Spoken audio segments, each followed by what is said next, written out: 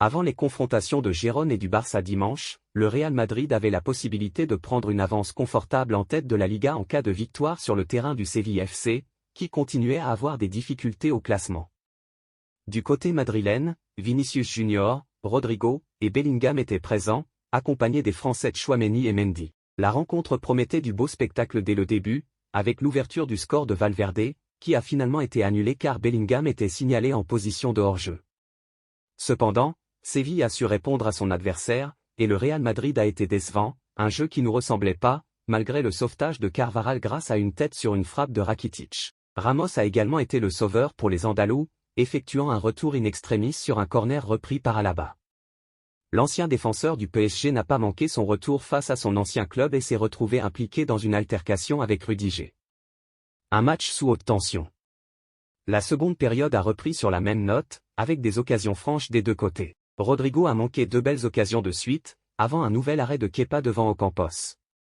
Cependant, après un débordement des Acuna, Alaba a marqué un but contre son camp, 1-0, 74e minute de jeu. Cela a été de courte durée, car suite à un coup franc excentré de Kroos, Carvajal a égalisé d'une tête croisée, 1-1, 78e. Malheureusement, malgré une fin de match sous haute tension, avec une nouvelle altercation entre Vinicius Junior et Nilan, le gardien sévillan, les deux équipes n'ont pas réussi à se départager. Le Real Madrid est resté en tête de la Liga, mais cette performance a été décevante face à Séville. Ils perdent ainsi des points avant le Classico très attendu, prévu le 28 octobre prochain.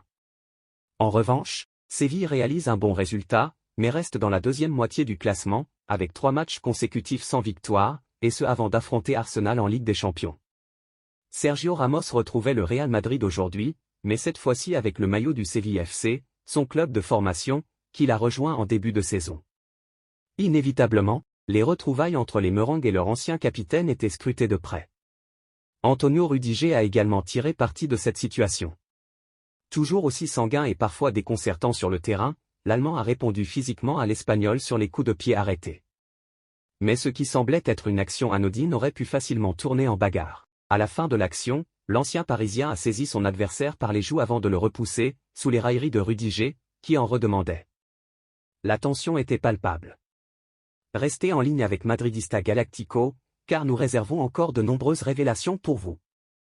Restez connectés, demeurez passionnés, et avant tout, restez supporteurs du Real Madrid. À bientôt sur Madridista Galactico.